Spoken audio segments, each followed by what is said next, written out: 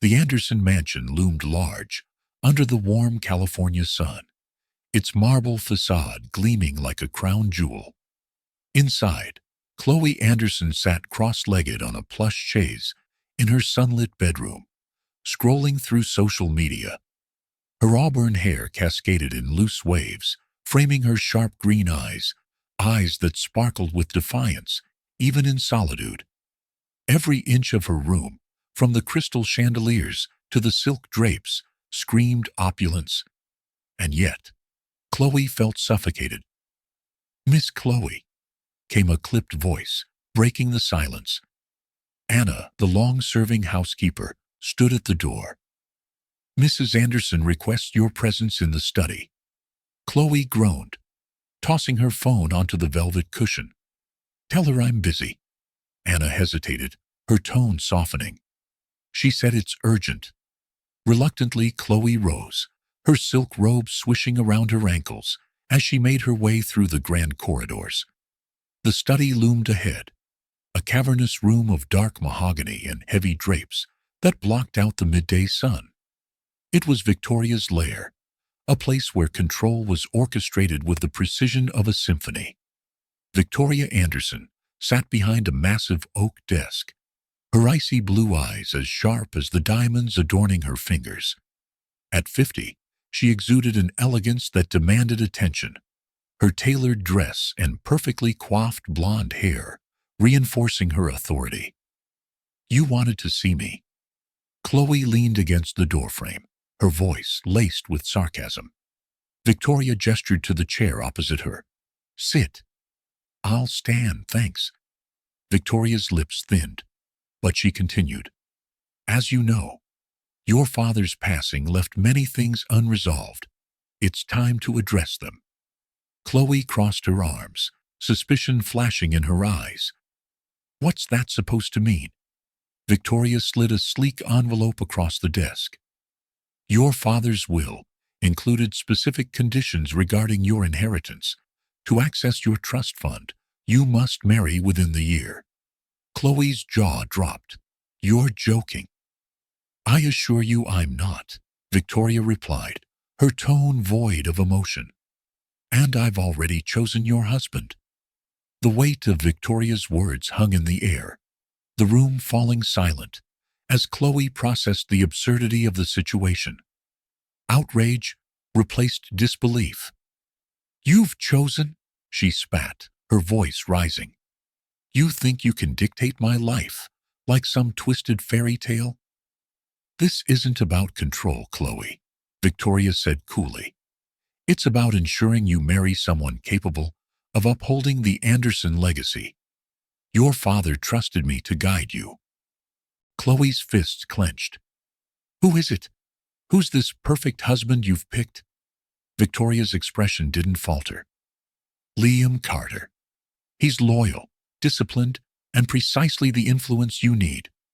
Chloe let out a bitter laugh. "Liam Carter? Your bodyguard? Are you insane?" Victoria's gaze hardened. "This is not up for discussion. If you refuse, the will stipulates that the entire estate defaults to me. You'll have nothing. No money, no home, no legacy." "You can't force me." Chloe's voice trembled with anger. "Oh, but I can." Victoria's voice dropped to a menacing whisper. "And one more thing. Your adoption papers might raise some interesting questions about your place in this family." The words hit Chloe like a blow to the chest. "Adoption?" she breathed. "What are you talking about?" Victoria smiled coldly. "Something to think about, dear. You have 1 month to prepare for your wedding." Dismissed. Chloe stormed out of the study, her mind reeling. The revelation about her adoption, the ultimatum, the threat of losing everything. It was too much. Slamming her bedroom door, she collapsed onto her bed, tears stinging her eyes. For the first time in her life, the walls of her gilded cage felt suffocatingly real. But even as doubt and fear gnawed at her, a spark of defiance flared. Chloe Anderson wasn't one to back down. If Victoria thought she could win, She was sorely mistaken. The Anderson mansion was an entirely different world from the quiet simplicity of Liam Carter's life. The young bodyguard had always stood on the fringes of opulence, a silent observer of power and privilege. As he stepped into Victoria Anderson's private office, a knot tightened in his stomach. He wasn't one to fear much, but this meeting was different. Victoria sat behind her desk, her icy demeanor as unyielding as the frosty glare she cast toward him. "Liam," she began, her voice clipped, "I have a proposition for you." Liam nodded curtly, his broad shoulders squared. "I'm listening." Victoria slid a folder across the desk, its contents hidden behind an embossed cover. "This is your family farm in Nebraska, is it not?" His jaw tightened as he glanced at the aerial photos of the land he'd spent his childhood tending. The farm was struggling. He knew that. Years of drought and rising costs had left his family on the brink of losing everything. He clenched his fist at the thought of his younger brother Ethan taking on more than he could handle. "What do you want, Mrs. Anderson?" His tone was measured, but his unease was evident. She leaned back in her chair, steepling her fingers. "I need you to marry my stepdaughter, Chloe." Liam blinked, his normally composed exterior faltering. "Excuse me?" "It's quite simple," Victoria said smoothly. "Chloe needs to marry within the year to access her inheritance. You're loyal, disciplined, and, most importantly, disposable if she decides she wants a divorce after the fact." Liam's lips pressed into a thin line. "With all due respect, Mrs. Anderson, why me? Why not someone from her world?" Victoria's smile didn't reach her eyes. "Because I need someone who won't threaten my position. And you," she said, her tone sharp, "owe me. Have you forgotten who arranged the loan that kept your farm afloat last year?" The words hit Liam like a punch. He had no love for Victoria, but he'd accepted her financial help out of desperation. Now, it was clear she intended to collect. "What's the catch?" he asked, his voice taut. Victoria leaned forward, her gaze unwavering. "Marry Chloe, keep her in line, and I'll ensure your family farm is fully restored. The debt? Gone. You'll have enough capital to thrive for generations. Fail, and I'll see to it that the bank calls your loan within the week." Liam exhaled sharply, his mind racing. His family's future depended on this deal, but the thought of tying himself to Chloe Anderson, spoiled, entitled, and fiery, felt like stepping into a minefield. Still, he couldn't ignore the weight of his responsibility to his brother and the farm. "I'll do it," he said finally, the words heavy on his tongue. "But under one condition. Chloe agrees to this herself." Victoria's smile widened. "She'll agree. She has no choice." When Liam arrived at the Anderson mansion for the announcement, he felt completely out of place. Dressed in a tailored suit he hadn't worn since his brother's graduation, he adjusted the stiff collar and stepped into the grand ballroom. Every eye turned toward him, assessing, judging. At the center of the room, Chloe stood in a shimmering silver gown, her auburn hair styled into elegant waves. She looked like she belonged here, but the fire in her green eyes betrayed her discomfort. When their gazes met, her expression hardened. "You must be the lucky groom," she said as he approached, her voice dripping with sarcasm. Liam extended a hand, his grip firm. "Liam Carter. It's nice to meet you, Miss Anderson." She ignored his hand. "Let's get one thing straight, Mr. Carter. I'm not happy about this, and I'm not going to make it easy for you." He smirked, lowering his hand. "Good. I wouldn't want it any other way." Her brow arched in surprise, but she quickly recovered. "You don't get to play the hero here. I know exactly what this is about. You're just another pawn in Victoria's game." And you're not, he countered, his tone even. We're both trapped, Miss Anderson. The difference is, I'm not afraid to admit it. Their argument was interrupted as Victoria approached, her presence commanding the attention of the room. Shall we begin? She said, her gaze flicking between them. Chloe plastered on a forced smile. Of course, Mother. As the engagement was announced to the gathered elite, Chloe and Liam stood side by side, their smiles masking the storm brewing between them. The crowd applauded, oblivious to the tension crackling in the air.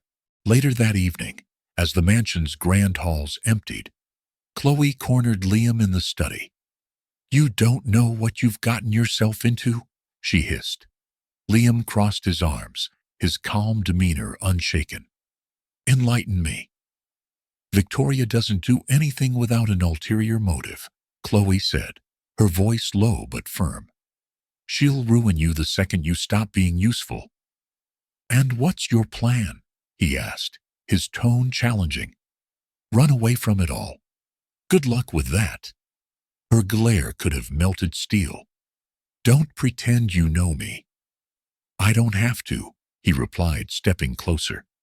You're just as trapped as I am. The only difference is, I'm willing to fight for what matters. Chloe's defiance faltered for a moment, but she quickly regained her composure. I'm not fighting for anything except my freedom. Then we're on the same page, Liam said, his voice steady.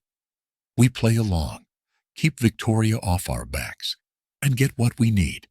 After that, we're free to go our separate ways. Chloe studied him, searching for any sign of deceit. Finally, she nodded. Fine. But don't think for a second that I trust you. Liam smirked. The feeling's mutual. As Chloe stormed out of the room, Liam watched her go, a flicker of respect crossing his face. She was stronger than she let on, and he had a feeling this arrangement was going to be more complicated than either of them had anticipated. The Anderson estate buzzed with activity in the days following the engagement announcement. From the lavishly decorated halls to the meticulously maintained gardens, the mansion seemed to reflect Victoria's triumph. Yet, beneath the polished veneer, chaos churned in Chloe's heart. Chloe sat in her sunlit bedroom, staring at the invitation mock-ups laid out before her. Each one bore her name, intertwined with Liam's in ornate gold script. She couldn't help but scoff at the absurdity of it all. Chloe Carter, she muttered under her breath. It sounds like the name of a soap opera character. Her thoughts were interrupted by the sharp knock of Victoria's heels against the marble floor. The door swung open without warning, and Victoria entered, her icy blue eyes gleaming with authority. Darling, the world is watching, Victoria said, glancing at the untouched invitations. We need everything to be perfect. Chloe crossed her arms, leaning back in her chair. The world might be watching, but I'm not playing your game, Victoria. Victoria's lips curved into a calculating smile. You'll play whatever game I tell you to. And don't forget, your inheritance depends on it. Chloe's green eyes blazed. I'm not doing this for the money. No, Victoria replied coolly. You're doing this because you don't have a choice. As news of the engagement spread, Chloe found herself the subject of whispered conversations and pointed stares. At a charity gala hosted by Victoria, the air was thick with judgment. Did you hear? A voice murmured from behind her. She's marrying the help. How scandalous. Chloe clenched her jaw, gripping her champagne flute tightly. She turned to face the group of socialites, her smile razor sharp. It's fascinating how people with so little to do always find time to gossip. The women exchanged awkward glances, and Chloe walked away, head held high. She spotted Liam across the room, standing near the buffet table. He looked uncomfortable in his tailored suit, his broad frame at odds with the delicate surroundings. "You clean up well," she remarked, joining him. Liam glanced at her, his expression unreadable. "And you're good at deflecting." "Comes with the territory," Chloe said, her voice tinged with bitterness. "This whole event is just another way for Victoria to show the world she's still in control." Liam's gaze softened slightly. "You don't have to let her win." Chloe raised an eyebrow. "And what would you suggest?" "Stand your ground," he said simply. "You're stronger than you think." That night, Chloe retreated to her room, her mind racing with possibilities. She knew Victoria had more than just marriage in mind. There was something deeper at play. Determined to uncover the truth, she decided to take matters into her own hands. The next morning, she met with a private investigator named Jordan Hayes. A grizzled man in his 50s, Jordan had a reputation for digging up secrets no one wanted found. "What exactly are you looking for?" he asked, leaning back in his chair. Chloe slid a folder across the desk. "Anything that proves Victoria is manipulating my father's will. And if you find out why she's so desperate for this marriage, even better." Jordan nodded. "Consider it done." Despite their mutual disdain, Chloe and Liam were forced to spend more time together as Victoria orchestrated their every move. At a fundraiser hosted in honor of Edward Anderson's legacy, Chloe faced another round of snide remarks from the social elite.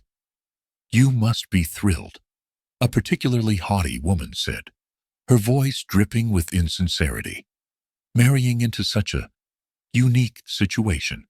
Before Chloe could respond, Liam stepped forward. "Thrilled isn't the word I'd use," he said, his tone firm but polite. "But I'll say this. Chloe is more than capable of handling anything life throws at her, including people like you." The woman's eyes widened, and she quickly excused herself. Chloe stared at Liam, a flicker of gratitude softening her expression. "You didn't have to do that," she said. Liam shrugged. "Figured I owed you one." In the shadows of the Anderson estate, Victoria continued to manipulate events to her advantage. She met with Alan Grayson, a private investigator with a dubious moral compass. "Keep an eye on Chloe," she instructed, "and on Liam. I want to know if they step out of line." Grayson smirked. "You think they're planning something?" Victoria's smile was cold. "Everyone has secrets, Mr. Grayson. It's only a matter of time before I find theirs." Late one evening, as Chloe prepared for bed, her phone buzzed with an unknown number. She hesitated before answering. "Miss Anderson," a voice rasped on the other end. "You don't know me, but I know your father, and I know what Victoria's hiding." Chloe's heart raced. "Who is this?" "I'll explain everything," the voice said. "But you'll need to come to me. Alone." As the call ended, Chloe sat in stunned silence. For the first time she felt like she had the upper hand. But at what cost? The private jet touched down on a small runway just outside Meadowbrook, Nebraska, a far cry from the grandeur of Beverly Hills.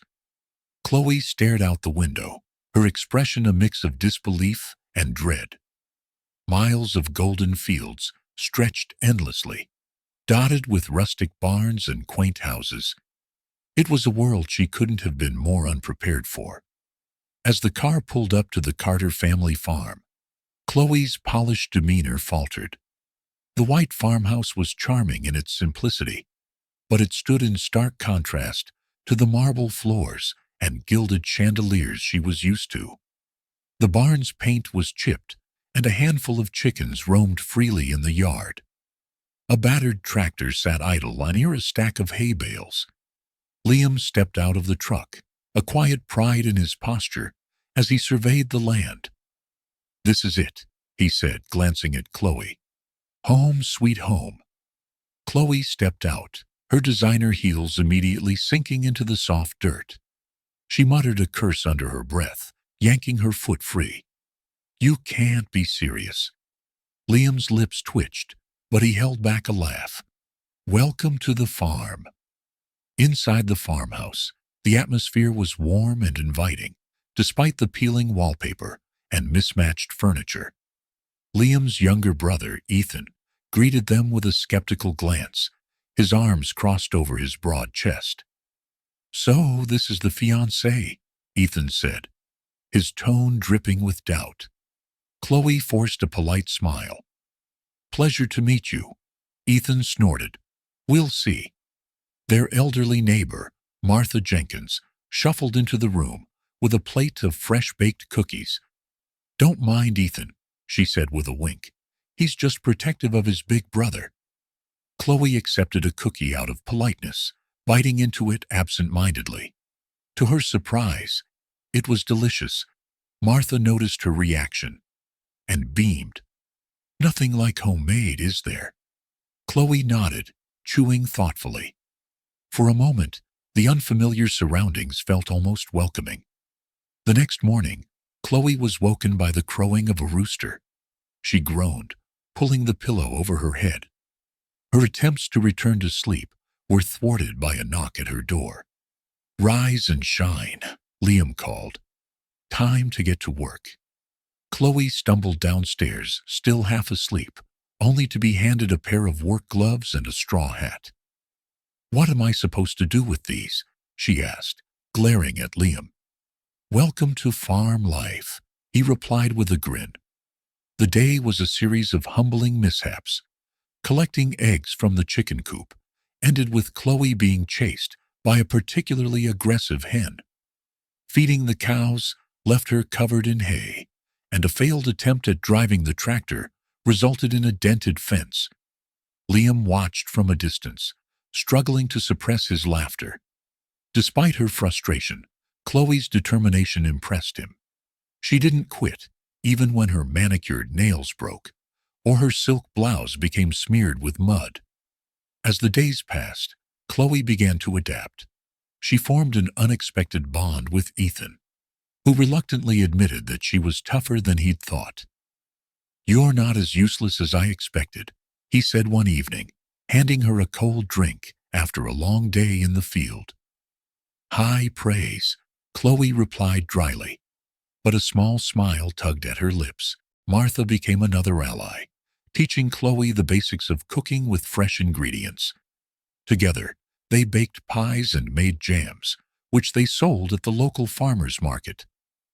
You've got a good head on your shoulders, Martha said one afternoon, patting Chloe's hand.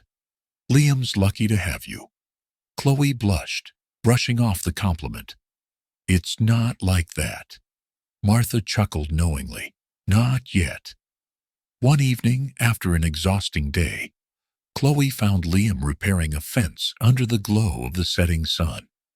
She approached hesitantly, unsure why she felt compelled to join him. Need a hand? She asked. Liam raised an eyebrow. Think you can handle it? She rolled her eyes but grabbed a hammer. Together they worked in companionable silence, the distant sound of crickets filling the air. This place means a lot to you, doesn't it? Chloe asked after a while. Liam nodded. It's not just a farm. It's my family's legacy. Losing it would mean losing everything my parents worked for. Chloe's gaze softened. For the first time, she understood the weight he carried. I'm sorry, she said quietly. Liam glanced at her, surprised by her sincerity. Thanks. Despite the progress Chloe was making, Victoria's presence loomed large. She called one evening, her voice cold and calculating. Don't get too comfortable, Chloe, she warned. You're not there to play farmer. Remember why you're doing this. Chloe clenched her fist, her nails digging into her palm. I haven't forgotten. Victoria's laugh was devoid of warmth. Good, because if you fail, there's no coming back. That night, Chloe couldn't sleep. She stepped outside, the cool night air calming her racing thoughts. She found Liam sitting on the porch, gazing up at the stars. Couldn't sleep either? She asked, sitting beside him.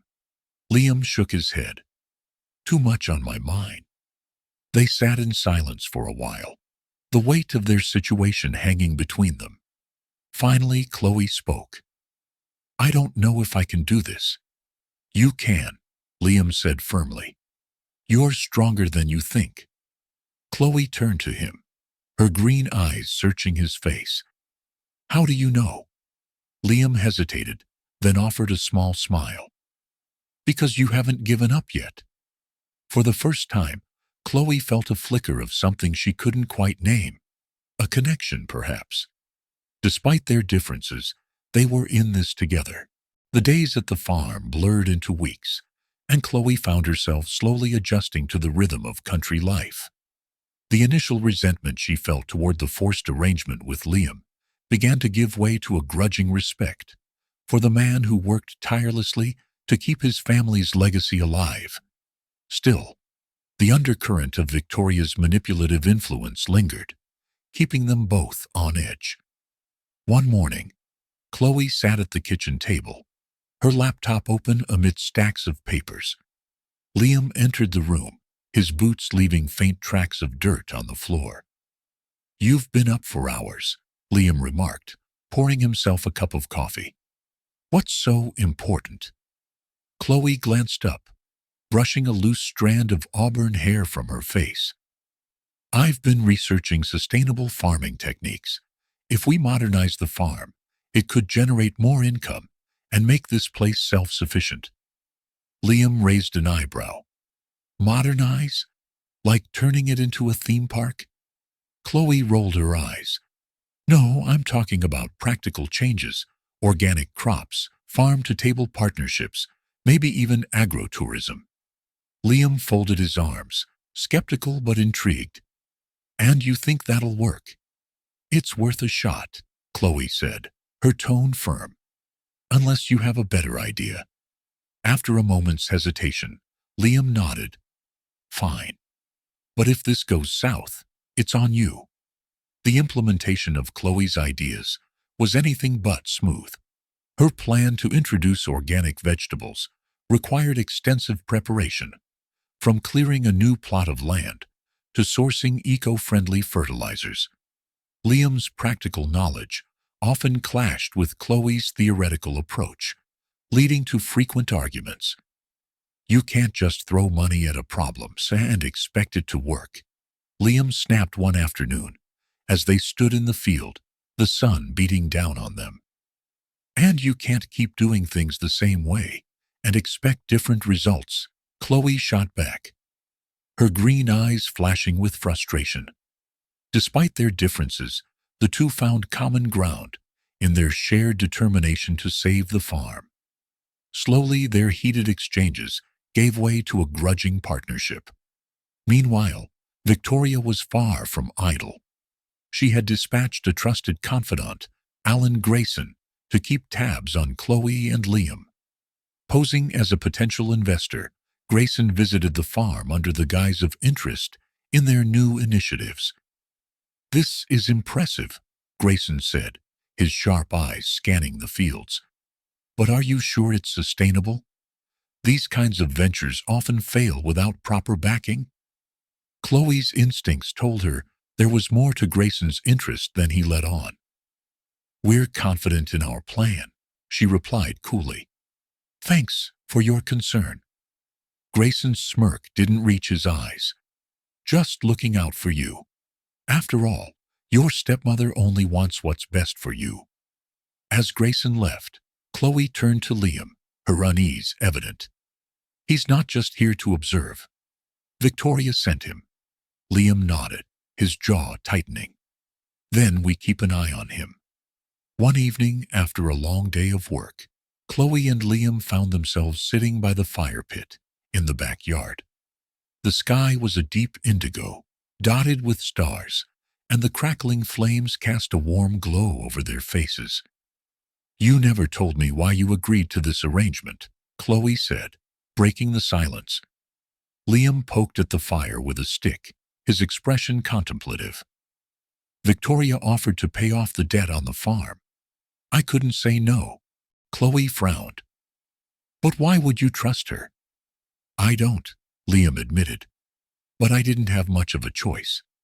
This farm is all my family has left. For the first time, Chloe saw the weight Liam carried. I'm sorry, she said softly. I know what it's like to feel trapped. Liam glanced at her, surprised by her vulnerability. Maybe we're not so different after all. Their eyes met, and for a brief moment, the walls between them began to crumble. A few days later, Chloe and Liam discovered that several rows of newly planted crops had been trampled during the night. At first, they assumed it was a stray animal, but a closer inspection revealed human footprints leading away from the field. This wasn't an accident, Liam said grimly, crouching to examine the tracks. Someone did this on purpose. Chloe's heart sank. Grayson. Most likely, Liam agreed. Victoria's playing dirty. Determined not to let the sabotage derail their progress, Chloe and Liam redoubled their efforts. They installed cameras around the property and enlisted the help of neighbors to keep watch over the fields. The sabotage, though disheartening, brought unexpected allies. Martha Jenkins organized a group of local farmers to help repair the damage, their collective support bolstering Chloe and Liam's resolve. You've got grit, girl, Martha said, handing Chloe a basket of fresh produce. Don't let anyone tell you otherwise. Chloe smiled, her confidence renewed. Thanks, Martha. We'll get through this. Ethan, who had initially been wary of Chloe, also stepped up. You're tougher than I gave you credit for, he admitted, helping her carry supplies to the fields. Liam's lucky to have you. Chloe laughed, her cheeks tinged with color. I think you've got that backward. As the weeks passed, Chloe and Liam fell into an easy rhythm, their partnership evolving into something deeper. One night, as they worked late in the barn, Chloe caught Liam humming to himself.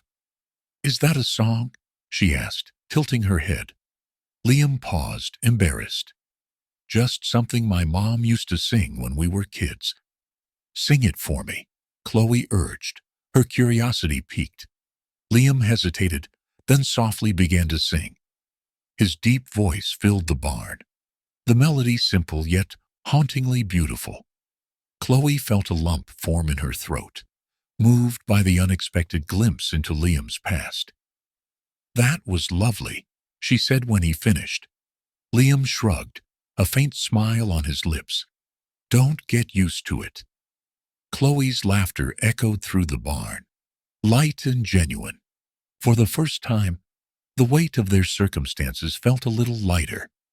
As the season changed, so did the dynamic between Chloe and Liam. The farm began to thrive under their combined efforts, and the community rallied around them. Despite Victoria's continued interference, Chloe felt a growing sense of hope. One evening, as they stood on the porch watching the sunset, Liam turned to Chloe. You've come a long way.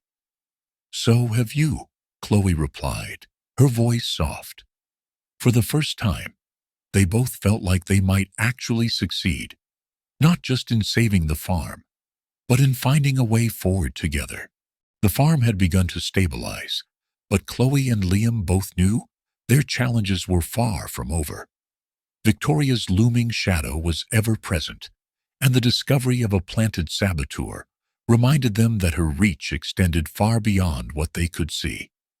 It was during this uneasy calm that a letter arrived, setting events into motion that neither could have anticipated. On a crisp morning, Chloe sat in the farmhouse kitchen, sipping a cup of coffee. The steady hum of the coffee machine filled the quiet room. As she skimmed through the morning mail, one envelope stood out. It was old, the paper yellowed at the edges, and the handwriting on the front immediately struck her as familiar. What's that? Liam asked, walking into the kitchen, his hair still damp from the morning shower. I'm not sure, Chloe replied, turning the envelope over in her hands. It's addressed to me, but it looks like it's been sitting in a drawer for years. Opening it carefully, Chloe unfolded the letter and began reading. Her breath hitched as she scanned the words. The letter was from Emily Harper, her father's assistant, and the contents were both cryptic and alarming. Chloe, if you're reading this, it means I failed to protect your father's legacy. Edward suspected something was wrong in the months before his death, but he couldn't prove it. I've uncovered documents that reveal what he feared the most. Victoria was manipulating him, and it may have cost him his life. Please find me. We need to talk before it's too late. The letter ended with a phone number and an address in Los Angeles. Chloe placed the letter on the table, her hands trembling. Liam, this could be the proof we've been searching for. Emily knew something about Victoria's schemes, maybe even about my father's death. Liam frowned, sitting beside her. If this letter is real, it's dangerous. Victoria won't sit quietly if we start digging into her past. Chloe's jaw tightened with determination. She's already made it clear she won't stop until she destroys me. If there's even a chance this letter is true, I have to follow it.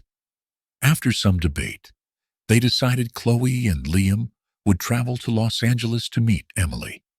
Ethan would stay behind to keep watch over the farm and coordinate with their neighbors. The bustling streets of Los Angeles were a stark contrast to the tranquil countryside of the farm.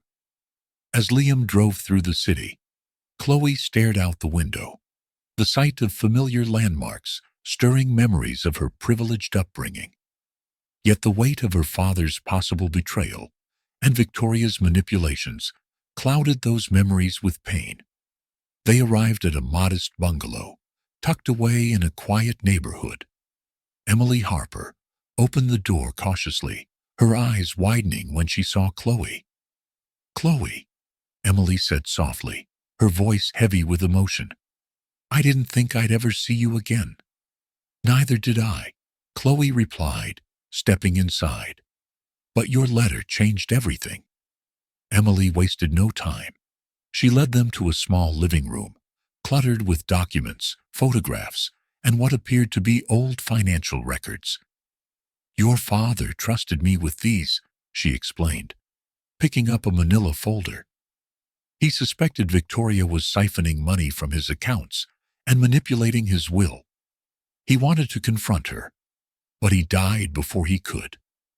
Chloe's heart sank as she examined the papers. Among them were altered bank statements and a draft of her father's original will, which named her as the sole heir. The final version, which Victoria had presented after his death, was markedly different. This proves she tampered with everything, Chloe said, her voice trembling with anger. But how did my father die so suddenly? He was healthy. Emily hesitated before handing over another document, an old medical report. These results show elevated levels of a rare compound in his blood. It's consistent with a slow-acting toxin. The revelation hit Chloe like a punch to the gut. She poisoned him, she whispered, her voice barely audible. The weight of Emily's revelations left Chloe and Liam reeling. On their way back to the hotel, Liam broke the silence. If Victoria really did this, she won't hesitate to come after us. If she finds out we know. She already sees us as a threat, Chloe replied, her jaw set. This just gives us the ammunition we need to fight back. The next day, they met with a lawyer in Los Angeles to discuss their findings. The lawyer, Grace Whitmore, was known for taking on high-profile cases. After reviewing the documents, she agreed to represent Chloe. This is a solid start, Grace said, tapping the file. But if we're going to prove your case, we'll need more evidence and witnesses willing to testify. Back at the farm, Victoria's spy, Alan Grayson, reported the developments in Los Angeles. Furious, Victoria called her lawyer, Richard Lawson. "Stop them," Victoria demanded. "I don't care how. Leak stories, bribe witnesses, whatever it takes." Her orders set off a chain of events that escalated the tension between Chloe and Victoria. Back on the farm, Liam discovered the barn had been vandalized. The word liar spray-painted across its doors. Though shaken, Chloe refused to back down. "She's trying to scare us," Chloe said, her voice steady. "But she doesn't know who she's dealing with." Amid the chaos, Chloe and Liam found solace in each other's company. Late one evening, as they worked on organizing the evidence, Liam paused, looking at her with a rare softness. "You're stronger than I thought," he said, his voice low. Chloe looked up, surprised by his tone. "So are you." Their eyes met, and for a moment, the weight of their burdens seemed to lift. Though neither said it aloud, the bond between them was growing deeper, rooted in trust and shared purpose. As Chloe and Liam prepared to leave Los Angeles, Emily handed them one final piece of evidence, a grainy recording of a heated argument between Victoria and Edward, captured on the estate's surveillance system months before his death. "You'll regret this, Edward," Victoria's voice hissed on the tape. "I always win." The recording sent chills down Chloe's spine. "This changes everything," she said, clutching the tape. "We have to go back and prepare for the fight of our lives." The tension between Chloe and Victoria reached a boiling point, and despite the mounting evidence, Victoria's power and influence continued to loom large. For Chloe and Liam, the battle was no longer just about uncovering the truth. It was about surviving the storm and protecting everything they had come to value. Word of Chloe and Liam's engagement spread like wildfire through Beverly Hills society. Victoria wasted no time capitalizing on the situation, orchestrating a public announcement at an extravagant charity gala. Despite their reluctance, Chloe and Liam were forced to play along. The gala was held in the grand ballroom of the Anderson estate, with glittering chandeliers casting soft light over the elegantly dressed guests. Reporters swarmed the entrance, cameras flashing, as Chloe and Liam arrived arm in arm. To the untrained eye, they appeared every bit the picture-perfect couple, but beneath the surface, both were simmering with resentment. "Smile," Liam murmured through clenched teeth as they paused for photos. "We wouldn't want to ruin Victoria's perfect facade." Chloe managed a tight-lipped smile. "If looks could kill, we'd both be on the front page tomorrow." As they stepped into the ballroom, Victoria greeted them with a radiant smile that belied the steel beneath her polished exterior. "You two are the talk of the town," she said, her voice dripping with satisfaction. Chloe resisted the urge to roll her eyes. "And that's exactly what you wanted, isn't it?" Victoria's smile widened. "Careful, dear. The walls have ears." During the gala, Chloe found herself the subject of whispers and snide remarks from socialites eager to gossip about her engagement to a mere bodyguard. One particularly haughty guest, Simone Delacroix, approached her with a saccharine smile.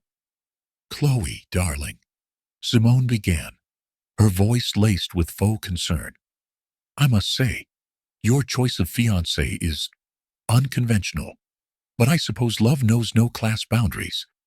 Before Chloe could respond, Liam stepped in, his expression calm, but his tone firm. "Funny. I was just thinking how unconventional it is for someone to be so bold in their rudeness. Must be refreshing." Simone's face flushed crimson, and she quickly excused herself. Chloe turned to Liam, a hint of a smile tugging at her lips. "That was almost charming." "Don't get used to it," Liam replied, though the corners of his mouth twitched upward. Away from the glittering lights of the gala, Chloe's private investigator, Ryan Harris, worked tirelessly to uncover the truth about Victoria's schemes. Weeks of digging had led to a trail of shell companies, offshore accounts, and falsified legal documents. But the most alarming discovery was evidence of a spy Victoria had placed on the farm. Ryan called Chloe the morning after the gala. "I've found something," he said, his tone grave. "Victoria's not just playing games. She's actively working to sabotage you." "What do you mean?" Chloe asked, gripping the phone tightly. "She's got someone close to you, feeding her information. I don't know who it is yet, but I'll find out." Chloe's stomach twisted. The farm had become her sanctuary, and the thought of Victoria infiltrating it felt like a personal violation. She shared the news with Liam, who immediately began scanning their small circle of trusted allies. "We'll figure out who it is," Liam assured her. "But until then, we need to be careful." Amid the chaos, Chloe and Liam found rare moments of quiet connection.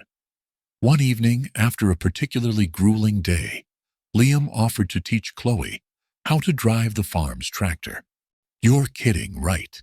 Chloe asked, eyeing the massive machine with skepticism. "Not at all," Liam replied, his tone deadpan. "You've got to earn your keep somehow." Chloe glared at him, but climbed into the driver's seat. Liam walked her through the controls, his patience surprising her. After a few false starts and a near collision with a hay bale, she managed to get the hang of it. By the time they parked the tractor, both were laughing. A rare and much-needed reprieve from their mounting troubles. Victoria, sensing Chloe's growing independence, decided to cut off the financial support that had been propping up the farm. The news came in the form of a curt letter delivered by courier. Chloe read the letter aloud, her voice shaking with anger. "Effective immediately. All disbursements from the Anderson estate to the Carter farm will cease. Any further requests for funds will be denied." Liam clenched his fists. "She's trying to strangle us." Chloe's eyes burned with fury. "She thinks she can control me by taking away money. But she's wrong. We'll find another way." Together, they began brainstorming ways to raise funds, from selling surplus produce to organizing community events. It was during one such brainstorming session that the idea of a harvest festival was born. The harvest festival quickly became a rallying point for the local community. Chloe threw herself into planning, enlisting the help of Ethan and their neighbor Martha Jenkins. The goal was not just to raise funds, but to prove to Victoria and to themselves that they could stand on their own. Flyers were printed, decorations were made, and the farm buzzed with activity. Despite the challenges, Chloe felt a renewed sense of purpose. This wasn't just about fighting Victoria. It was about building something real. As the day of the festival approached, Chloe stood in the field, watching the sun set over the farm. Liam joined her, his presence grounding her. "Do you think we can pull this off?" she asked, her voice tinged with doubt. Liam looked out over the rows of crops and the twinkling lights strung across the trees. "We've been through worse," he said simply. "We'll get through this too." Unbeknownst to them, Victoria had escalated her plans. Her private investigator, Alan Grayson, had uncovered Liam's past financial troubles. Using the information, Victoria planted false evidence to frame Liam for fraud, intending to destroy their credibility, just as the festival was about to begin. As the chapter closes, Chloe receives a call from Ryan. "Chloe, you need to get back to the farm. There's something you need to see." The camera pans to Liam's truck, where Grayson is seen planting a manila envelope beneath the seat. The storm was far from over, and Chloe and Liam's fight had only just begun. The morning of the harvest festival dawned crisp and golden, the early sunlight bathing the Carter farm in warmth. The air buzzed with excitement, as locals streamed in to witness the event Chloe had tirelessly organized. Decorations adorned every corner of the farm, from colorful banners to tables laden with fresh produce and handmade goods. For Chloe and Liam, this day wasn't just about raising funds. It was about proving their resilience to the community, to themselves, and most importantly, to Victoria. Chloe stood at the entrance of the farm, greeting guests with a welcoming smile that masked her underlying anxiety. Dressed in a simple yet elegant outfit that combined practicality with a touch of sophistication, she exuded confidence. Liam, on the other hand, was busy setting up the final details, his hands dirtied from hauling crates of produce and arranging hay bales for the children's play area. "You look like you've been wrestling a bear," Chloe teased as Liam approached her. He smirked, brushing a hand through his hair. "Well, someone had to make sure this place didn't fall apart." Their banter eased some of the tension between them, but both knew the stakes were higher than ever. The festival had to be a success, not just financially, but as a statement of defiance against Victoria's attempts to sabotage them. The farm came alive with activity as families arrived, eager to participate in the festivities. Children laughed as they raced through the corn maze, while adults marveled at the farm's transformation. Chloe had spared no effort in ensuring the festival offered something for everyone. Food stalls serving fresh, farm-to-table dishes, live music from local bands, and educational workshops on sustainable farming practices. Martha Jenkins, the elderly neighbor who had become one of Chloe's staunchest allies, manned a booth, selling homemade preserves. "You've done something special here, Chloe," she said, her eyes twinkling with pride. "People are seeing this farm for what it really is, a place of hope." Chloe's heart swelled at the words. For the first time in months, she felt like she was making a real difference. Unbeknownst to the guests, Victoria's private investigator, Alan Grayson, lurked nearby. His mission was clear: discredit Liam and Chloe Thika by planting evidence of financial fraud. Earlier that morning, he had slipped onto the property, carefully hiding forged documents in Liam's truck. Now, as he watched the festival unfold, he waited for the perfect moment to strike. Meanwhile, Chloe's private investigator, Ryan Harris, remained vigilant. Having discovered Grayson's involvement, he had warned Chloe and Liam to stay alert. "I'll be around if anything seems off," Ryan had assured them, before blending into the crowd. As the day progressed, the festival exceeded everyone's expectations. Locals eagerly purchased produce, jams, and hand-woven crafts, while others signed up for Chloe's newly launched farm-to-table subscription service. Liam led tractor rides for children, his rugged demeanor softening as he laughed alongside them.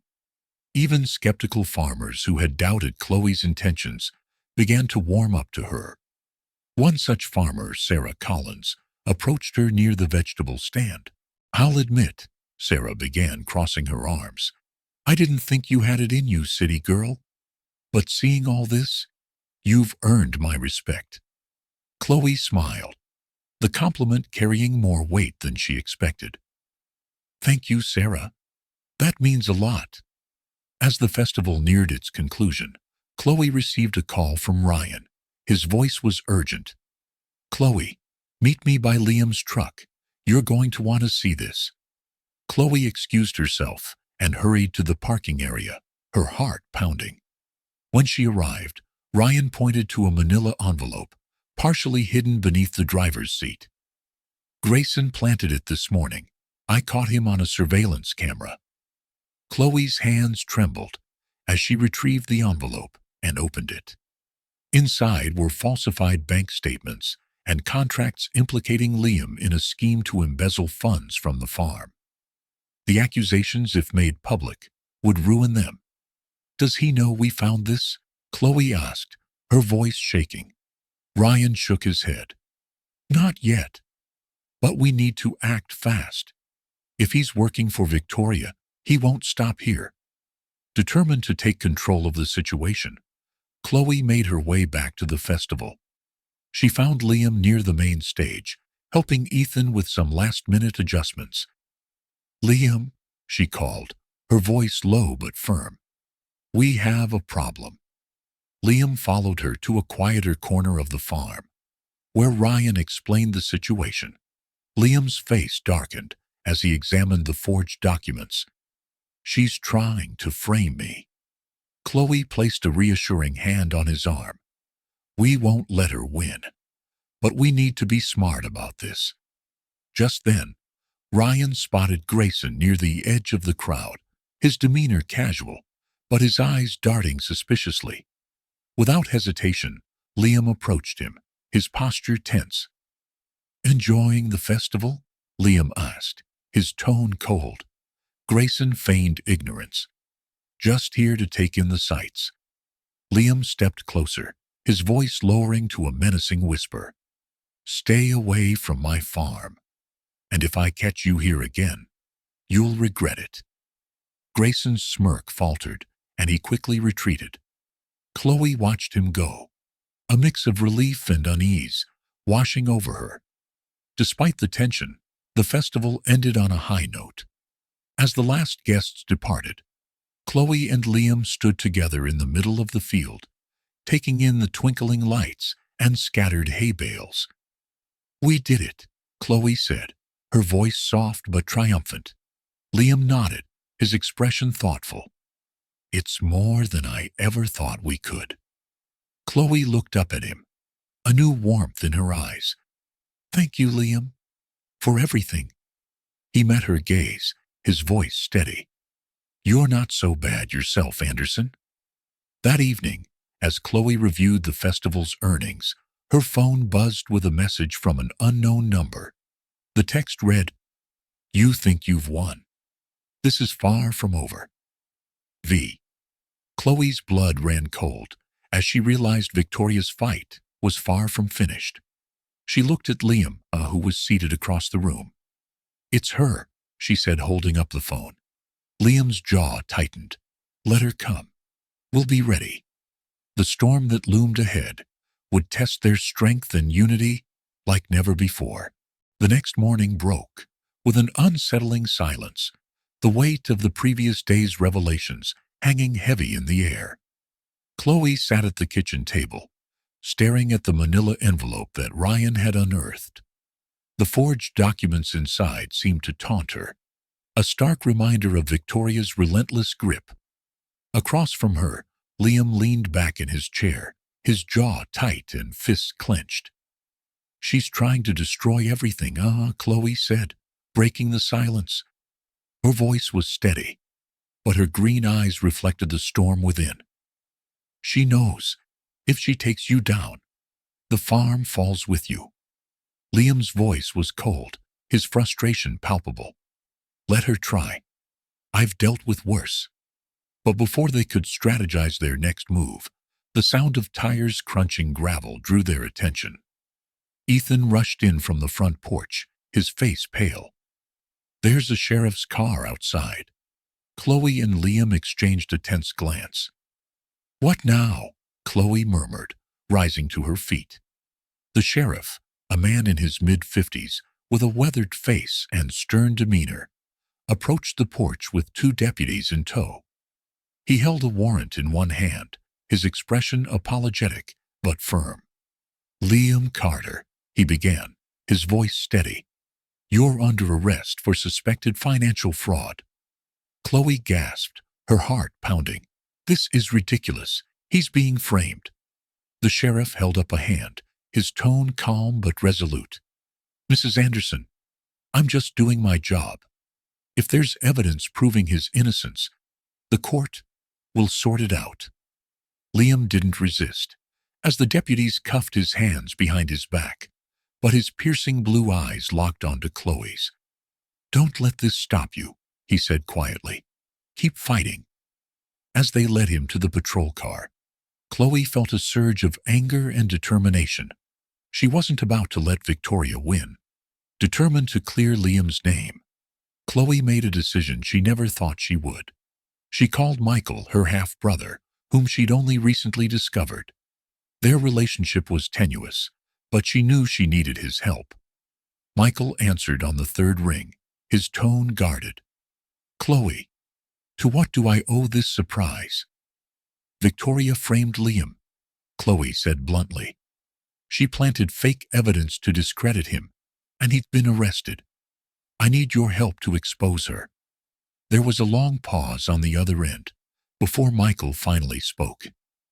"You're sure this isn't just another one of her power plays?" Chloe's voice hardened. "I wouldn't have called you if I wasn't.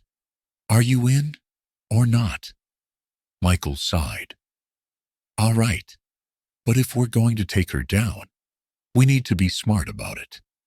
Michael arrived at the farm later that day, his demeanor as guarded as ever.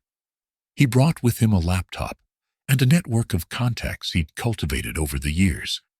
Together, he and Chloe pored over the evidence Ryan had collected, looking for inconsistencies and clues that could lead back to Victoria. Ryan joined them, his sharp eyes scanning the documents on Michael's screen. Grayson didn't cover his tracks well, he noted, pointing to a timestamp on one of the surveillance videos. "This matches the time he was seen near Liam's truck." Michael nodded. "We can use this, but we'll need more than a single piece of footage to convince the court." The trio worked late into the night, their determination unwavering. Just as Chloe was beginning to lose hope, Ryan let out a triumphant shout. "Got him!" He turned the laptop to show a clear image of Grayson slipping the envelope into Liam's truck, taken from a hidden camera Chloe had installed months earlier to monitor the farm's perimeters. "This is it," Chloe said, her voice filled with relief. "This proves Liam was framed." Michael smirked. "Nice work, but we're not done yet. We need to tie this back to Victoria." Using the video footage as leverage, Chloe and Michael lured Grayson to a secluded spot under the pretense of discussing a lucrative deal. When he arrived, the siblings confronted him with the evidence. "You're cornered, Grayson," Michael said, his tone cold. "We know you're working for Victoria. Either you talk, or this footage goes straight to the authorities." Grayson hesitated, his usual smug confidence faltering. Finally, he relented. "Fine. She hired me to plant the evidence and make it look like Liam was embezzling. But I didn't sign up for this kind of heat." Chloe's eyes narrowed. "You're going to testify. If you don't, this video will be the least of your worries." Armed with Grayson's confession and the surveillance footage, Chloe and Michael presented their findings to the sheriff. The evidence was irrefutable, and Liam was released the next morning. Chloe was waiting for him outside the station, her face a mixture of relief and guilt. "I'm so sorry this happened." Liam shook his head, a small smile breaking through his exhaustion. "You didn't do this, Chloe. But you did get me out." As they drove back to the farm, Chloe filled Liam in on everything that had transpired. "We're not just going to clear your name," she said. "We're going to take Victoria down for good." That evening, the farm was unusually quiet, as Chloe and Liam stood on the porch, watching the sun set over the fields. The fight with Victoria was far from over, but for the first time, Chloe felt a flicker of hope. "We're in this together," Liam said, his voice steady. "Whatever she throws at us, we'll face it head on." Chloe nodded, her green eyes blazing with determination. "Together." But as they stood there, a text message buzzed on Chloe's phone. It was from an unknown number, but the message was unmistakable. "You got lucky this time. Next time, you won't." Chloe showed the message to Liam, her jaw tightening. "Let her come," she said. "We're ready." As the farm's lights flickered on, illuminating the night, Chloe and Liam prepared themselves for the battle that lay ahead. A battle that would test their strength, their unity, and their resolve, like never before. The weight of the battle ahead settled over the Carter farm like a storm cloud, but Chloe Anderson wasn't about to back down. She sat at the kitchen table, surrounded by stacks of legal documents, surveillance footage, and Grayson's signed confession. Across from her, Michael pored over a draft of their lawsuit, his sharp eyes scanning every detail. "We need to move quickly," Michael said, his tone resolute. "If Victoria gets wind of this, she'll bury us in counterclaims and smear campaigns." Chloe nodded, her green eyes flashing with determination. "Then we hit her where it hurts, publicly. If we control the narrative, she can't manipulate the truth." Liam entered the kitchen, his expression calm but firm. "I've contacted Grace Whitmore. She's agreed to take on our case." Grace Whitmore was a renowned corporate attorney with a reputation for taking on high-profile cases and winning.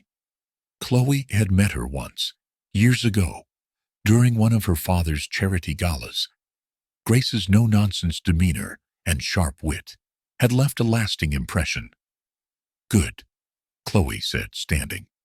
"Let's make sure Victoria knows we're not afraid of her." The following day, Chloe, Michael, and Liam met Grace at her sleek downtown office. The room was adorned with awards and framed articles, showcasing her legal triumphs. Grace didn't waste time with pleasantries. "You have a strong case," she began, flipping through the evidence they'd provided. "But Victoria Davis is a formidable opponent. She'll use every resource at her disposal to discredit you." "That's why we're here," Chloe said, her voice steady. "We're not just fighting for the inheritance. We're fighting for the truth." Grace nodded, a faint smile tugging at her lips. "Good, because this is going to be a war." Within days, the lawsuit was filed, accusing Victoria of fraud, manipulation of Edward Anderson's will, and wrongful imprisonment of Liam. The filing made headlines, and the media quickly picked up on the story, framing it as a battle between an unscrupulous millionaire and the underdog farm owners fighting to protect their legacy. Victoria's response was swift and ruthless. She launched a smear campaign, using her connections in the media to paint Chloe and Liam as opportunists. Tabloids splashed sensational headlines: "Chloe Anderson, the heiress who couldn't let go." "Liam Carter's dark past, secrets that could ruin the farm."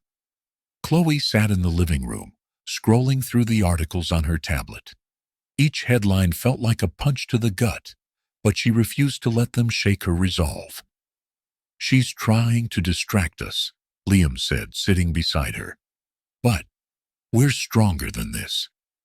We have to fight back," Chloe said, setting the tablet down. "If we don't control the story, she will." Michael suggested a bold strategy: create a video to share their side of the story. Chloe was initially hesitant. Exposing their lives to the public felt risky, but she knew it was the only way to rally support. The video, filmed on the farm, was raw and heartfelt. Chloe spoke directly to the camera, her voice steady but emotional. "This isn't just about money," she said. "It's about my father's legacy and the truth.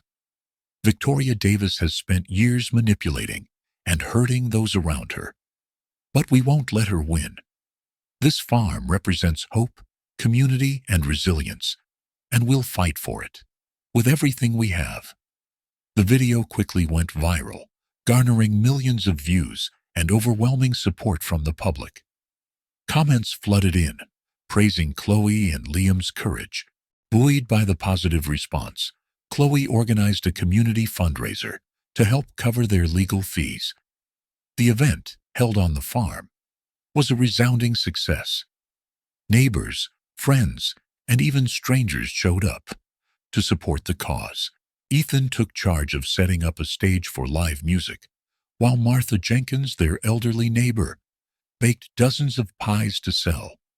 Children ran through the fields, their laughter filling the air, and local artisans set up booths to sell handmade goods.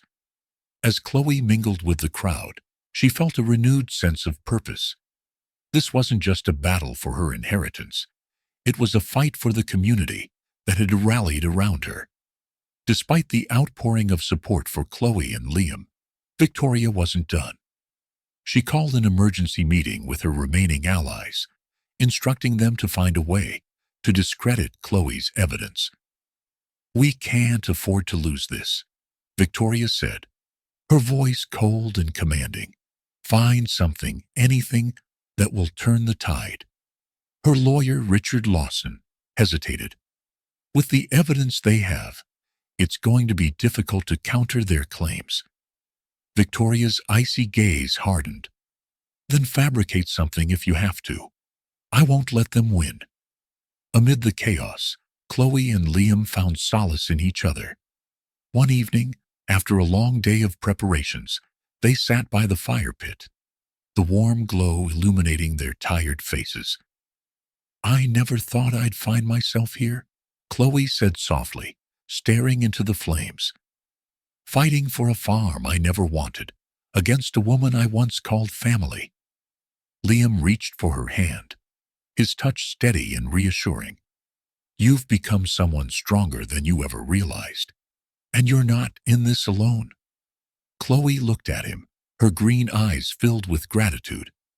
"Thank you, Liam, for everything." As the lawsuit gained momentum, Grace called with an update. "Victoria's team is scrambling," she said. "We've subpoenaed additional records, and they're stalling." "That's a good sign." Chloe felt a flicker of hope, but she knew better than to underestimate her stepmother. "What's our next move?" Grace's voice was firm. "We prepare for trial, and we don't let our guard down." Late one night, Chloe received an anonymous email with the subject line, "Evidence you'll need." The message contained a single attachment, a recording of Victoria in a heated argument with Edward Anderson, her voice dripping with venom. "You'll regret this," Victoria hissed in the recording. "I'll make sure of it." Chloe's heart raced as she played the file. This could be the key to proving Victoria's guilt. But as she turned to share the discovery with Liam, a shadow passed by the window, and a loud crash shattered the silence. Someone was watching them. The Carter farm was no longer just a symbol of resilience. It had become a battleground. After receiving the anonymous email with the incriminating audio file of Victoria threatening Edward, Chloe Anderson and Liam Carter were on edge. The crash from outside the farmhouse still echoed in Chloe's mind as they scanned the property for intruders that night. The incident was a chilling reminder. Victoria wasn't going down without a fight. "Whoever sent that file knows what they're doing," Liam said, as they returned to the farmhouse, flashlight beams cutting through the darkness. "And they know we're close to uncovering the full truth."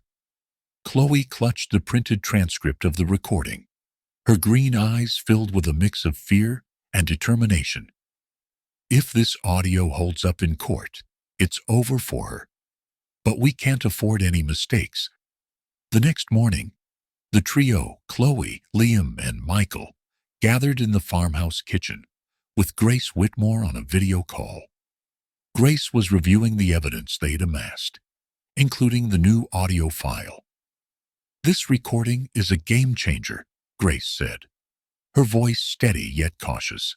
"But we'll need to authenticate it before we present it in court. Victoria's team will argue it's fabricated if we don't." Michael, ever the realist, leaned back in his chair. "And if they discredit this, we're back to square one." Chloe straightened, her voice calm but firm. "Then we don't give them the chance. We'll authenticate the file and use it to rally more public support." Grace nodded. "That's where your viral video campaign comes into play. If you can keep the public on your side, Victoria will struggle to control the narrative." Building on the momentum of their first video, Chloe and Liam created a follow-up. This time, they addressed the community directly, standing side by side in front of the barn, the charred remnants of the previous fire still visible in the background. Chloe began, her voice resolute. When my father built this farm, he didn't just create a business, he created a legacy. That legacy has been threatened by greed and corruption, but we won't let it be destroyed.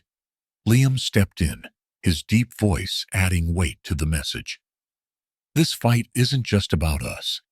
It's about standing up to those who think they can manipulate the truth and crush the dreams of hard-working people. The video concluded with a powerful call to action, urging viewers to stand with them in their fight for justice. Within hours of its release, the video went viral, sparking a wave of support from across the country.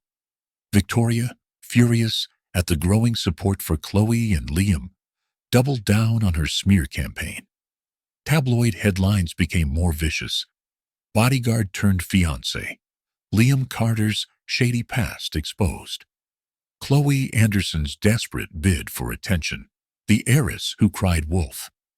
Grace called with updates on Victoria's legal maneuvers. She's trying to subpoena your private communications, she warned. She wants to paint this as a publicity stunt. Let her try, Chloe said, her tone defiant. We've got nothing to hide. Amid the chaos, Chloe and Liam focused on solidifying their position in the community. They launched an initiative called Roots of Hope, a program designed to provide resources and training for struggling farmers. The program included workshops on sustainable practices, financial planning, and crop diversification. The launch event, held on the farm, was a resounding success. Local farmers attended in droves, drawn by the promise of practical solutions and the inspiring story of Chloe and Liam's fight against adversity. One attendee, a young farmer named Sarah Daniels, approached Chloe after the event. Your story gives us hope, she had tears in her eyes. If you can stand up to someone like Victoria Davis, maybe we can fight our own battles too. Chloe squeezed Sarah's hand, her own eyes glistening. You're stronger than you think, and we're all in this together. During the event, a middle-aged man in a sharp suit introduced himself to Liam. I'm Daniel Harris, he said, handing Liam a business card. I represent Green Horizons, a company that specializes in sustainable agriculture. We've been following your story, and we'd like to help. Liam was cautious but intrigued. Help how? Daniel smiled. By investing in your vision. We believe the Carter Farm could serve as a model for the future of farming. Chloe joined the conversation, her business instincts kicking in. We'd need to see the details, she said. But if your company can genuinely support our mission, we're open to collaboration. In her Beverly Hills mansion, Victoria watched the news coverage of Chloe's latest initiatives with growing rage. Her lawyer, Richard Lawson, tried to temper her anger. Victoria, the more you lash out, the stronger they look, Richard said. You need to pivot. Victoria's icy glare was enough to silence him. I won't let them win, she hissed. They want a war. I'll give them one. She ordered her remaining allies to dig deeper into Chloe and Liam's personal lives, hoping to uncover anything that could derail their progress. Back on the farm, Chloe and Liam received an unexpected visitor, Emily Harper, Edward's former assistant. Emily carried a weathered leather briefcase, her expression both hopeful and anxious. I've been digging through Edward's old files, Emily said as they gathered in the kitchen. And I found this. She opened the briefcase to reveal a series of handwritten letters and financial documents, all pointing to Victoria's systematic embezzlement of Anderson Enterprises funds. This is the smoking gun, Emily said, her voice trembling with emotion. It's enough to prove she manipulated your father and the company. Chloe's hands shook as she read through the documents. "This could change everything," she whispered. That night, as the group celebrated their breakthrough, a knock at the door shattered their moment of relief. Liam answered, finding a delivery man holding a sealed envelope. "It's for you," the man said, handing the envelope to Chloe before disappearing into the night. Inside was a single sheet of paper with a chilling message: "You've gone too far. Stop now, or you'll regret it." Chloe's heart pounded as she looked up at Liam and Michael. "This isn't over," she said, her voice steady despite the fear in her eyes. "But neither are we." The courtroom was packed. Spectators whispered among themselves as Chloe Anderson and her legal team walked through the grand double doors. The polished wooden benches gleamed under the fluorescent lights, and the air hummed with tension. At the defendant's table sat Victoria Davis, poised in a pristine white suit, her expression a carefully crafted mask of indifference. Chloe, dressed in a navy blazer, exuded quiet determination. Liam Carter was by her side, his steady presence grounding her. Michael Anderson and Grace Whitmore, their sharp-eyed attorney, completed their team. They were ready, but the stakes had never felt higher. "This is it," Liam murmured, leaning close. "Everything we fought for comes down to this." Chloe nodded, her jaw set. "We're not just fighting for my father's legacy," she whispered back. "We're fighting for justice." The trial began with the opening statements. Victoria's lawyer, Richard Lawson, was the first to address the jury. His voice was smooth, dripping with confidence, as he painted a picture of Chloe as a desperate heiress trying to tarnish a grieving widow's reputation.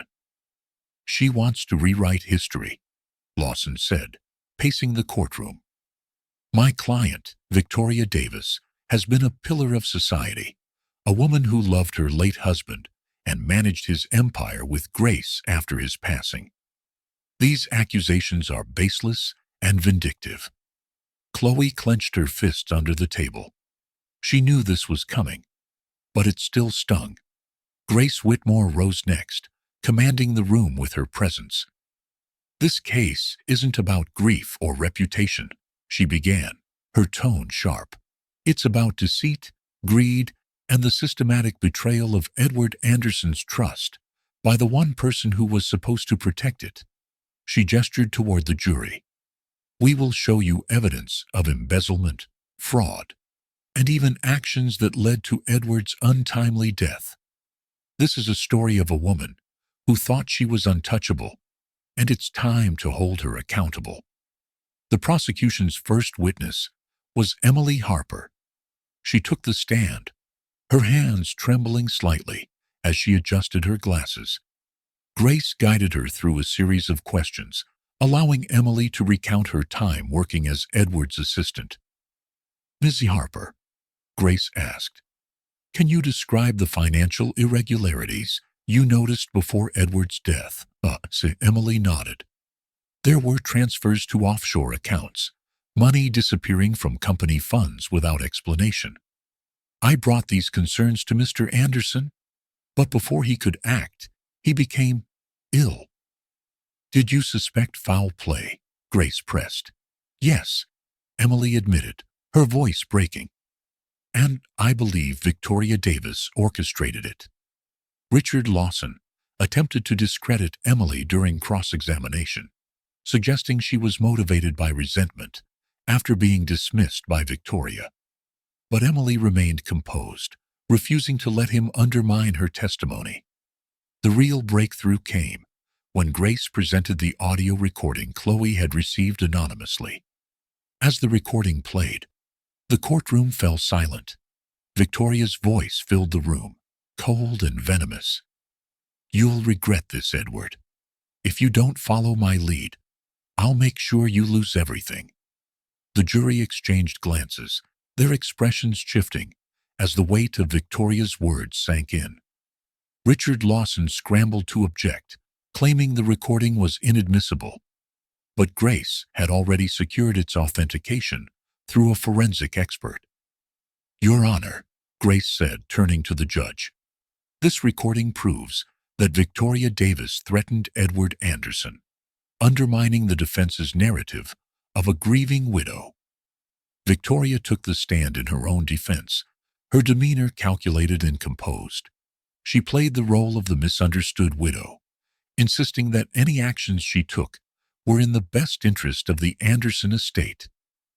"I loved Edward," she said, her voice trembling just enough to seem genuine.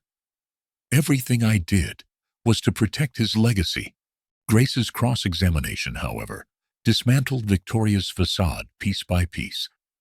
She presented bank records showing transfers to accounts tied to Victoria, as well as discrepancies in Edward's medical records that suggested foul play.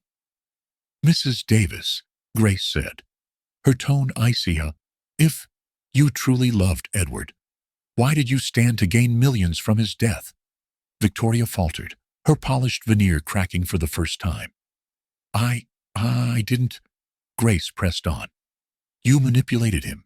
You altered his will, and you benefited directly from his passing. Isn't that true?" Victoria's silence was deafening. After days of testimony and deliberation, the jury finally reached a decision. The courtroom was packed once again, as the foreperson stood to deliver the verdict. In the matter of Chloe Anderson versus Victoria Davis, we find the defendant guilty on all counts. Gasps echoed through the room, followed by murmured exclamations. Victoria's face remained stoic, but her knuckles whitened as she gripped the edge of the table. For Chloe, it was a moment of vindication, though the victory was bittersweet. The judge's gavel banged against the desk. "Mrs. Davis, you are hereby stripped of all rights to the Anderson estate and sentenced to 10 years in federal prison for fraud and embezzlement. Additional investigations into the circumstances surrounding Edward Anderson's death will proceed."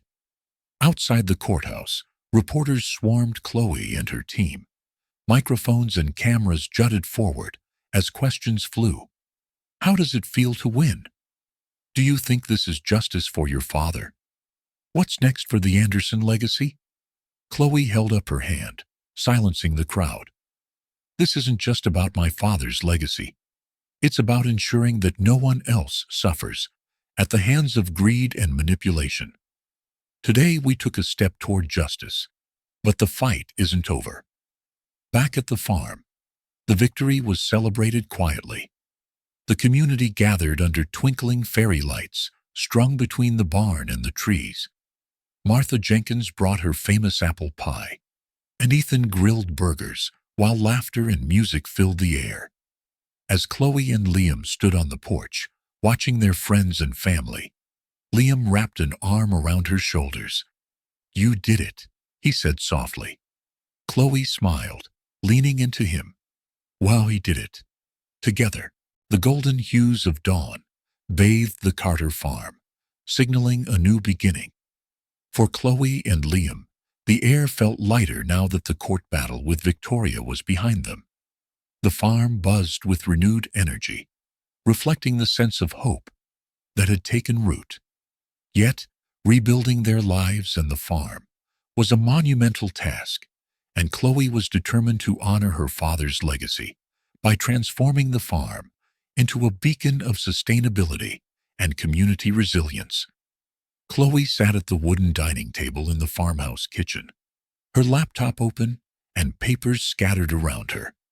Charts, financial projections, and grant applications were all part of her plan to modernize the farm and expand its reach. Michael sat across from her, reviewing a proposal for a new community initiative. "We're not just rebuilding, Michael," Chloe said, her voice brimming with determination. "We're creating something entirely new, something that will stand the test of time." Michael nodded, his respect for Chloe growing with each passing day. "If anyone can do this, it's you. Dad would be proud." Liam entered the room, his sleeves rolled up, and a light layer of dirt on his hands. "What's this?" he asked, leaning over Chloe's shoulder to glance at her screen. "A proposal to launch a sustainable farming education program," Chloe explained. "We can teach local farmers how to integrate eco-friendly practices while maintaining profitability. It's not just about us anymore. It's about the entire community." Liam smiled, the pride in his eyes evident. "You never stop, do you?" Chloe grinned. "Not when there's work to be done."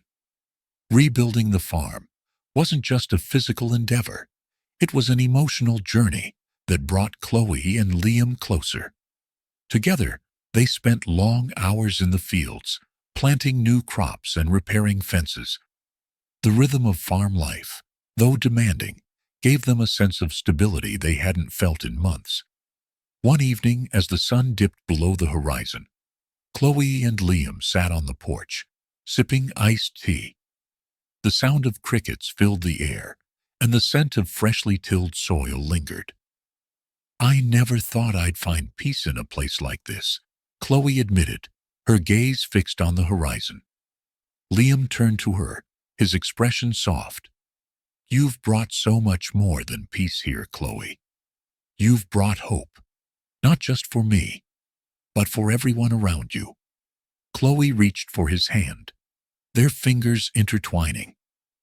"And you've taught me what it means to truly build something worth fighting for." Chloe's vision for Edward's legacy, the foundation named in her father's honor, began to take shape. She worked tirelessly to secure funding and partnerships, reaching out to local leaders, philanthropists, and businesses. At a community meeting, Chloe presented her plan to a room filled with farmers, educators, and local officials. "This foundation is more than just a tribute to my father," she said, her voice steady and passionate. "It's a commitment to supporting the people who make this community thrive. Together, we can create a future where sustainability and prosperity go hand in hand." The room erupted in applause, and several attendees approached Chloe afterward, offering their support. Marcus Hayes, a young farmer struggling to keep his family's farm afloat, was particularly moved.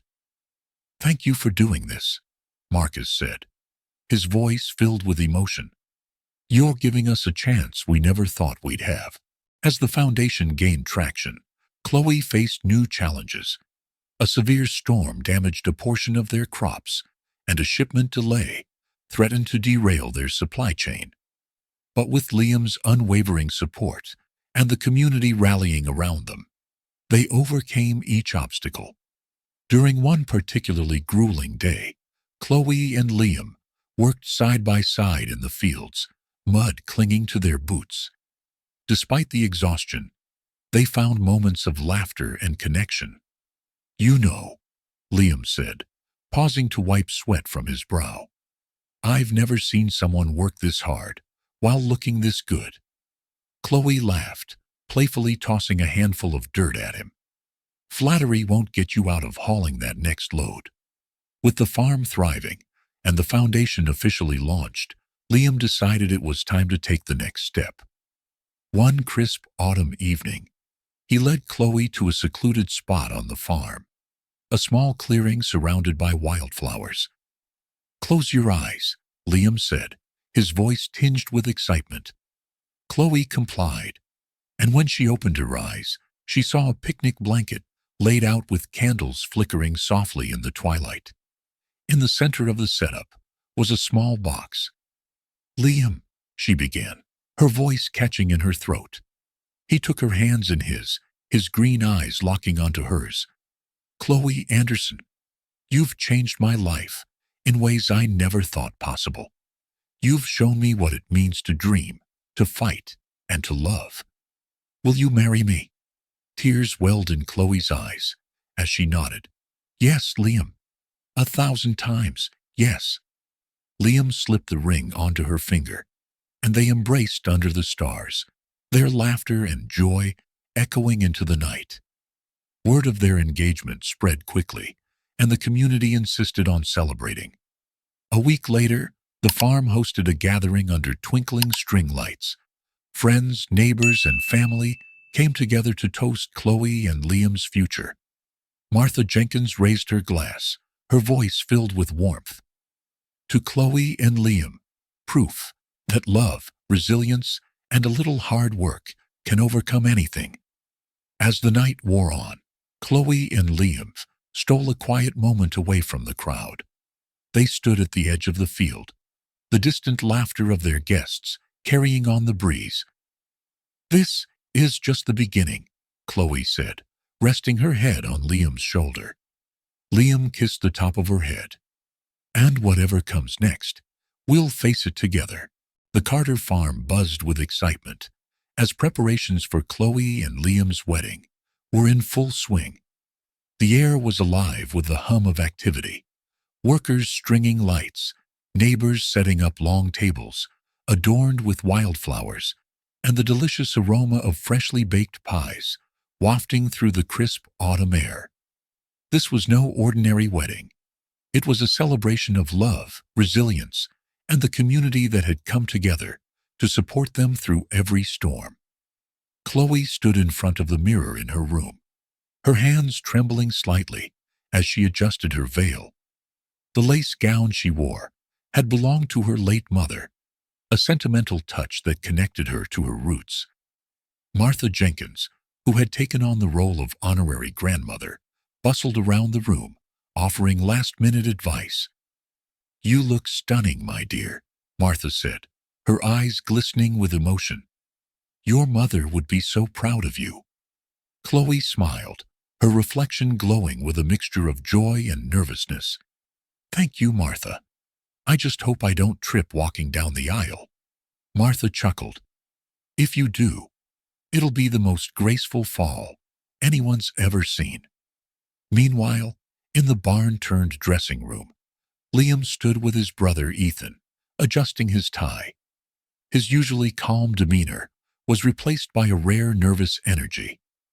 "You've faced down storms, court battles, and Victoria's schemes," Ethan teased. "And now, you're nervous about a wedding?" Liam shot his brother a grin. "This feels different. It's the biggest moment of my life." Ethan clapped him on the shoulder. "You've got this, big brother. Chloe's lucky to have you." As the sun began its slow descent, casting golden hues over the farm, guests gathered beneath the ancient oak tree where Chloe and Liam had first truly connected. Twinkling lights wrapped around the branches created an ethereal glow, and rows of wooden chairs faced an arch adorned with wildflowers. When the music began to play, all eyes turned toward Chloe.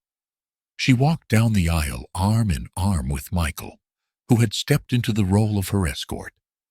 The sight of her took Liam's breath away.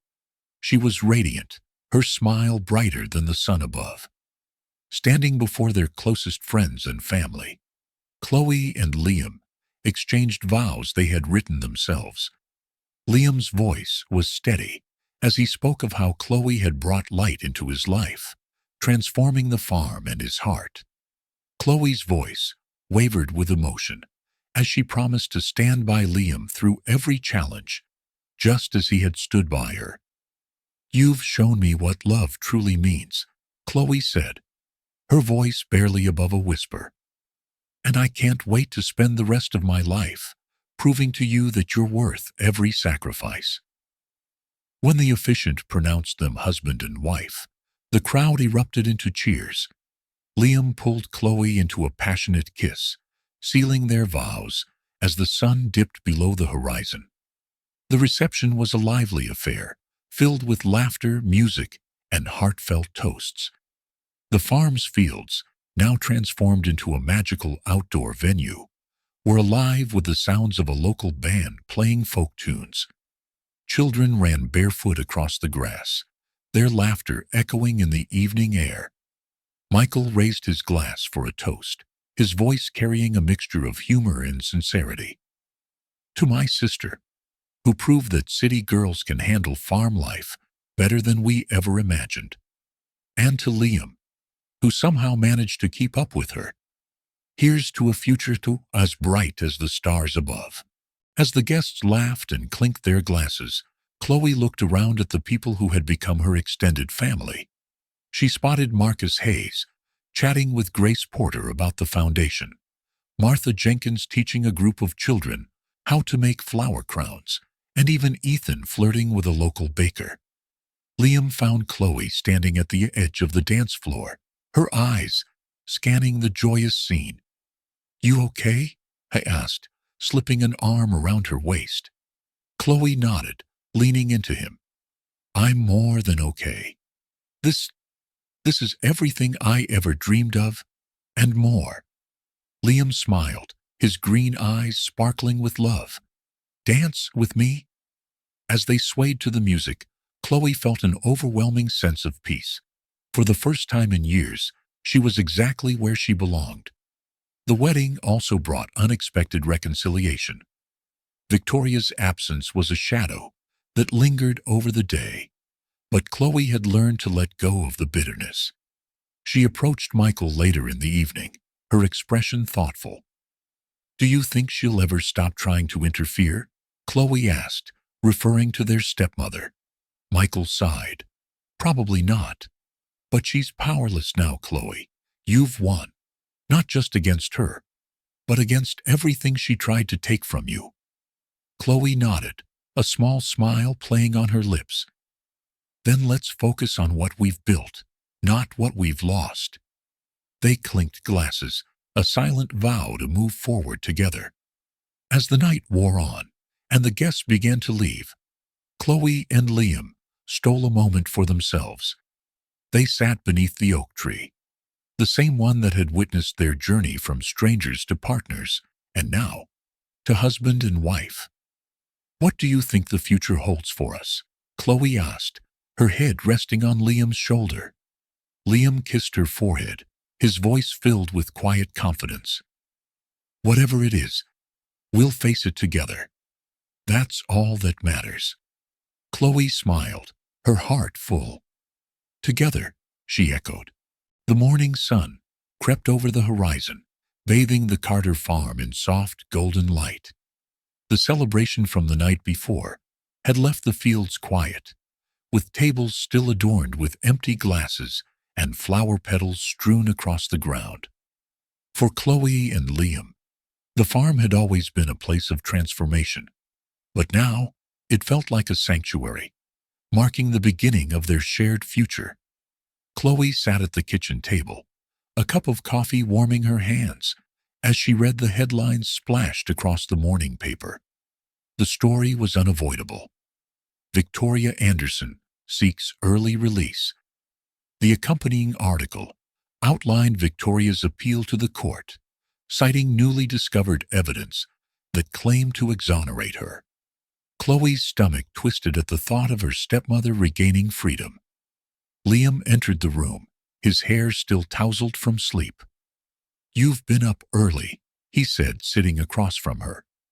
Chloe slid the paper toward him. "She's not giving up," she said, her voice steady but edged with frustration. Liam's jaw tightened as he scanned the article. "We knew this was a possibility, but we've faced worse, Chloe. Whatever happens, we'll deal with it." Chloe nodded, her determination resurfacing. "We've come too far to let her undo everything. If she thinks she can scare us, she's wrong." Despite the looming shadow of Victoria's appeal, life on the farm continued to flourish. The foundation, Edward's legacy, had gained national recognition for its work in empowering struggling farmers. Chloe, Liam, and Michael had become the faces of a movement that championed sustainability, resilience, and community-driven progress. One afternoon, Chloe stood in the newly renovated barn, now repurposed as a workshop space for educational programs. A group of young farmers listened intently as she outlined strategies for crop rotation and organic practices. "This farm isn't just about what we grow," Chloe said, her voice carrying over the hum of quiet chatter. "It's about how we grow, together. The land provides for us, But we must give back. That's how we thrive." The applause that followed brought a smile to her face. She caught Liam watching her from the back of the room, his expression a mixture of pride and admiration. A month later, Chloe and Liam traveled to Los Angeles for Victoria's appeal hearing. The courtroom was packed, with reporters buzzing about the high-profile case. Emily Harper, Chloe's steadfast ally, sat beside her, a folder of damning evidence ready to counter Victoria's claims. When Victoria entered the courtroom, she looked as composed as ever, her designer suit a stark contrast to the image of a woman who had lost everything. Her icy gaze met Chloe's for a brief moment before she took her seat. The proceedings began with Victoria's legal team presenting their argument, attempting to poke holes in the case that had led to her conviction. Chloe felt her pulse quicken as the lawyer claimed new evidence would absolve Victoria of any wrongdoing.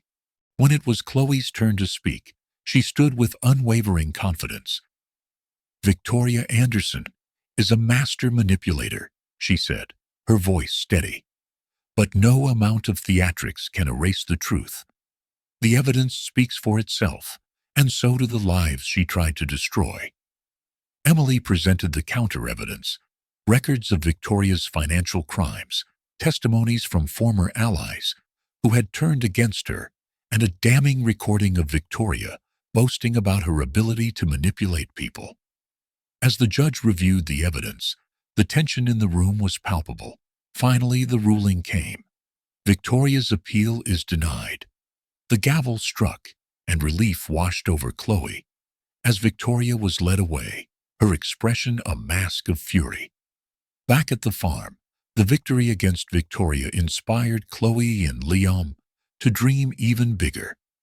They began planning to expand their farm's initiatives, introducing new programs to teach urban communities about sustainable living.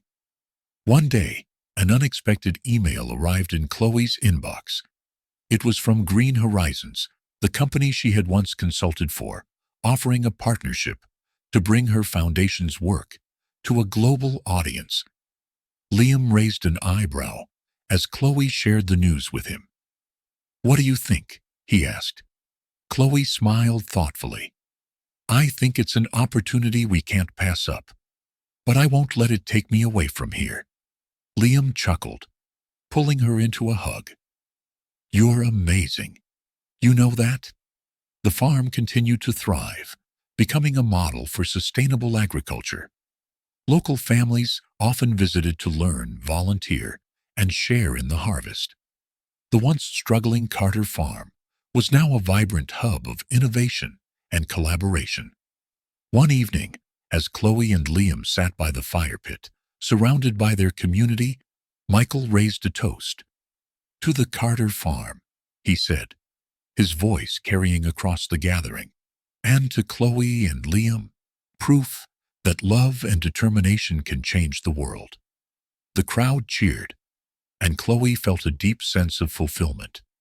This was what her father had envisioned, a legacy rooted in love, resilience, and hope. The final scene found Chloe and Liam walking through the fields at sunset, hand in hand. The golden light bathed the land in a serene glow, and the gentle rustling of leaves filled the air. "This place has changed me," Chloe said, her voice soft. "It's not just a farm, it's home. And it's because of you." Liam stopped, turning to face her. "It's because of us. We built this together, and there's nothing we can't face as long as we're side by side." Chloe smiled, leaning in for a kiss. The future stretched before them, like the fields around them, open, full of possibility, and grounded in the love they had found against all odds. As the stars began to twinkle in the evening sky, Chloe whispered, "This is just the beginning." And together, they walked into their forever. As the stars fade over the Carter farm, Chloe and Liam's story comes to a close, not as an ending, but as a beautiful new beginning. Their journey reminds us that love, resilience, and hope can grow even in the most unlikely places. But what about you? What would you have done in Chloe's shoes? Would you have fought for your family's legacy or chosen a different path? We want to hear your thoughts. Drop a comment below and join the conversation. And this isn't the end. Oh no. The next chapter will be just as thrilling, packed with twists, lessons, and unforgettable moments. So make sure you subscribe to our channel and turn on notifications so you never miss a story that will touch your heart and inspire your soul. Until next time, keep believing in the power of change and in the beauty of stories that remind us what really matters. See you in the next tale.